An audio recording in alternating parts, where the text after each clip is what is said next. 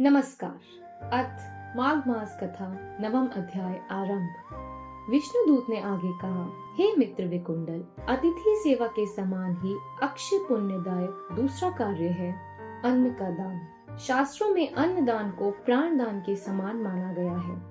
इसलिए अन्न दान करने वाला दानी दिव्य विमानों में बैठकर स्वर्ग को गमन करते हैं तथा स्वर्ग में अनंत काल तक निवास करने के बाद पुनः दिव्य शरीर धारण कर पृथ्वी पर उत्तम कुल में जन्म लेते हैं। वे सब प्रकार के सुख भोगते हुए भूपति हुआ करते हैं। इतना ही नहीं, ऐसे मनुष्य रूपवान, धनवान, ऐश्वर्यवान तथा धर्मात्मा होकर संपूर्ण दुखों से मुक्त रहकर दीर्घायु तक पुत्र पौत्र आदि के साथ सुख भोगते हैं। देवदूत ने आगे कहा, हे मित्र, जब राजा केशरी ध्वज स्वर्ग का भोग पूरा कर पृथ्वी पर आने लगे तो धर्मराज ने उनसे कहा था, हे राजन, पृथ्वी से लौटकर यदि पुनः पूर्वत स्वर्ग में आना चाहते हो तो पृथ्वी पर जाकर अन्नदान अवश्य करना।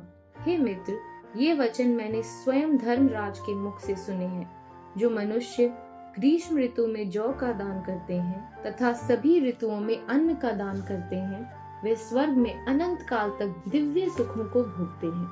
पहले किए गए पापों से मुक्ति का उपाय बतलाते हुए देवदूत ने कहा, हे वैश्यराज, जो मनुष्य अपने मनसा वाचा कर्मणा यानी मन से, वचन से और कर्मों से किए गए समस्त पापों का शास्त्रोक्त विधि से प्रायश्चित करते हैं, उन्हें भी देवताओं की कृपा से उत्तम लोकों की प्राप्ति होती है। इसी प्रकार गायत्री मंत्र तथा वेद मंत्रों का जप करने वाले और धार्मिक कथाओं का श्रवण करने वाले भी उत्तम सद्गति को प्राप्त होते हैं। व्रत एवं तप का अनुष्ठान करते हुए जितेंद्रिय रहकर सत्य बोलते हुए जो पराये और दूषित अन्न का त्याग करते हैं, वे भी नरक यातना नहीं भोगते।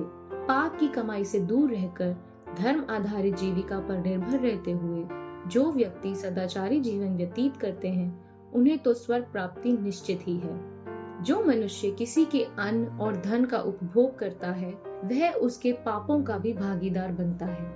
इसलिए सदैव ही दान करते रहना चाहिए और पर आश्रित कभी नहीं रहना चाहिए। विष्णुदूत का यह उपदेश सुनकर विकुंडल ने पूछा, हे मित्र, इनके अतिरिक्त अन्य वे कौन से कर्म हैं जिनके करने से मनुष्य यम पाश से मुक्त हो जाते हैं, तथा वे कर्म कौन से हैं जिनको करने से प्राणी को नरक प्राप्त होता है। विष्णुदूत ने कहा, हे मित्र, जो मन, वचन, कर्म तथा चिंतन से किसी भी समय या अवस्था में दूसरों को किसी भी प्रकार का कष्ट नहीं देते, वे नरक में नहीं जाते। हिंसा करने वाले मनुष्यों का तो जप, तप, दान, यज्ञ, वेद पाठ तथा धार्मिक अनुष्ठान करके भी उद्धार नहीं होता है।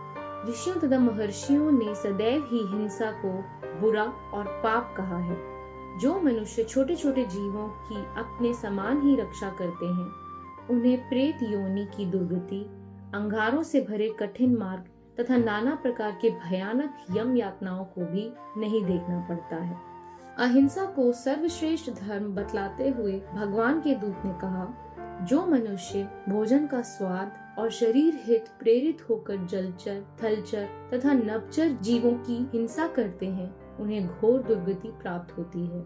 नरक में उन्हें अपने ही मांस का भक्षण करना पड़ता है और आगामी जन्मों में अंगहीन तथा रोगी होकर दुख भोगना पड़ता है। हिंसा करने वाला दोनों ही लोकों में घोर दुखों को प्राप्त करता है। इसके विपरीत अहिंसा का पालन करने वाले को सर्वत्र सुख और अभय प्राप्त होता है और वह दुख रहित तथा भय रहित रहता है। जैसे सभी नदियों, नालों तथा झीलों का जल अपनी यात्रा पूरी कर समुद्र में समाहित होते हैं, उसी प्रकार संसार के सभी धर्म अहिंसा से प्रारंभ होकर अहिंसा में ही समाहित होते हैं। अतएव ऐसे मनुष्यों को जो दोनों लोकों में सुख चाहते हैं, उन्हें हिंसा तथा अन्य पापों से अपनी रक्षा करनी चाहिए। इति श्री पद्म पुराणे माघ महात्म्ये नवम अध्याय संपूर्ण। श्री विष्णु भगवान की जय।